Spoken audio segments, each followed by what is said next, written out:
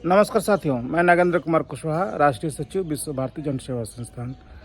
साथियों, आज आप सबको ये सूचना मिली ही होगी कि सहारा इंडिया के ऊपर में ईडी ने एक बड़ी कार्रवाई की है और इनके एक अधिकारी और एक प्रॉपर्टी डीलर को गिरफ्तार किया है। इस नेक काम के लिए तमाम देश के सहारा पीड़ितों की ओर से ईडी को बहुत बहुत बधाई और आभार। साथ ही साथ जो साथी उड़ीसा, राजस्थान और बिहार में 2-3 साल पहले जो एफआईआर दर्ज किए थे, जिस पर एक कार्रवाई हुई है, उन तमाम साथियों को बहुत बहुत हृदय से आभार और धन्यवाद कि आपने यह नेक काम करने के लिए आगे आए और इस देश के सहारा इंडिया के देशद्रोही अधिकारियों के खिलाफ में हिम्मत किया कानूनी कार्रवाई करने को और एफआईआर करवाने को। इसके लिए आप सबको भी बहुत बहुत बधाई। साथियों, यह कार्रवाई झारखंड, बिहार और उड़ीसा के जो एफआईआर थे हमारा इंडिया क्रेडिट कोऑपरेटिव के ऊपर में, उसके ऊपर की गई है, जैसा कि प्रेस विज्ञप्ति में आया है। सहारा के देशद्रोही अधिकारी समझते हैं कि इस देश का हर चीज़ वो पैसे की बदौलत खरीद लेंगे, क्योंकि उनके पास इस देश के लूटा हुआ लगभग 5 से 7 लाख करोड़ रुपया है और इस पैसे का दुरुपयोग वो लोग कानून व्यवस्था को मैनेज करने के लिए, नेताओं को खरीदने के लिए पानी की तरह बहा रहे हैं। लेकिन शायद उन्हें नहीं पता है कि इस देश में बहुत सारे लोग भारत माँ के सच्चे सपूत हैं। कई एजेंसियां हैं जो नेक काम करती है, नेक इरादों के साथ करती है, और उसमें बैठे हुए 1-2% लोग भ्रष्ट हो सकते हैं, तमाम लोग नहीं। चूँकि इनको भ्रष्टाचार करने की आदत पड़ चुकी है सहारा के अधिकारियों को, तो लगता है कि पूरा देश भ्रष्टाचार में ही लिप्त है, लेकिन मैं ऐसा नहीं मानता। बहुत सारे लोगों से मेरी बात होती है जिसमें काफ़ी ईमानदार लोग हैं। तो इस काम के लिए बहुत बहुत धन्यवाद ईडी को और उन तमाम जो लोग एफआईआर दर्ज करवाए हुए थे।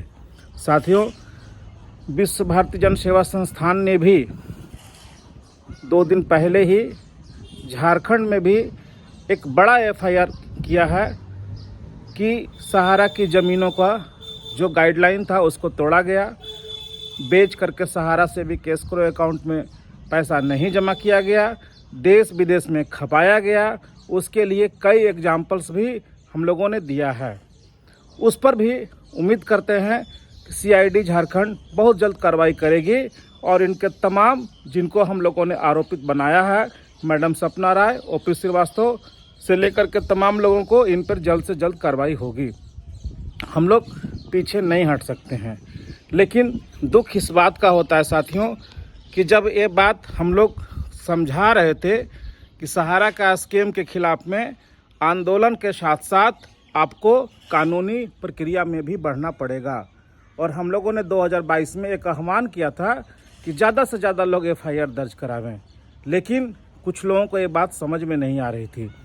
जो भुगतान दिलाने के नाम पर ठेकेदारी कर रहे थे, वो आज तक अपने उत्तर प्रदेश में एक भी एफआईआर दर्ज नहीं करवा पाए, और जो लोग कर रहे थे उनको भी मिसगाइड कर रहे थे कि एफआईआर ना करें, कानूनी प्रक्रिया में जाने से कुछ नहीं होगा, एक खून नोचवा कानून है, एक ही दिन निकलेंगे और पूरा सब कुछ कर देंगे। ऐसा नहीं होता साथियों।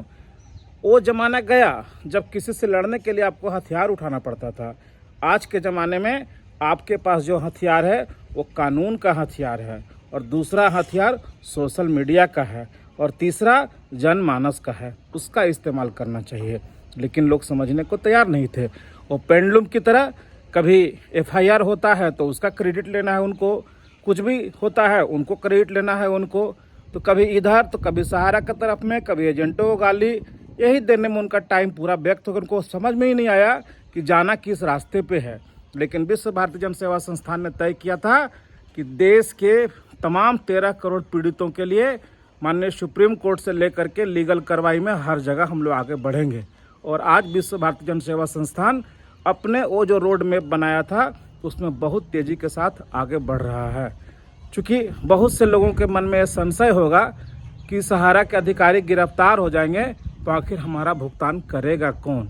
इसके लिए आप निश्चिंत हो जाएं साथियों। देर होगा लेकिन सही होगा, भुगतान भी होगा, इन अधिकारियों को जेल भी होगा, सब कुछ होगा। विश्व भारती जन सेवा संस्थान तमाम देश के लोगों का भुगतान करवाने के लिए सुप्रीम कोर्ट में पहुंचा हुआ है। हम लोग उस केस की सुनवाई करवाने के लिए पूरा प्रयास कर रहे हैं और उसके लिए जो जो रूट में हम लोग को जाना चाहिए वो तमाम रूट का इस्तेमाल कर रहे हैं। आप साथ बनाए रखें, विश्वास बनाए रखें और जो लोग भी कानूनी प्रक्रिया में बढ़ रहे हैं, चाहे वो किसी भी राज्य के हों, किसी भी संगठन के हों, उनको बहुत बहुत कोटि कोटि नमन और आभार कि आप लोग इस नेक काम को कर रहे हैं। धन्यवाद साथियों, नमस्कार, जय हिंद।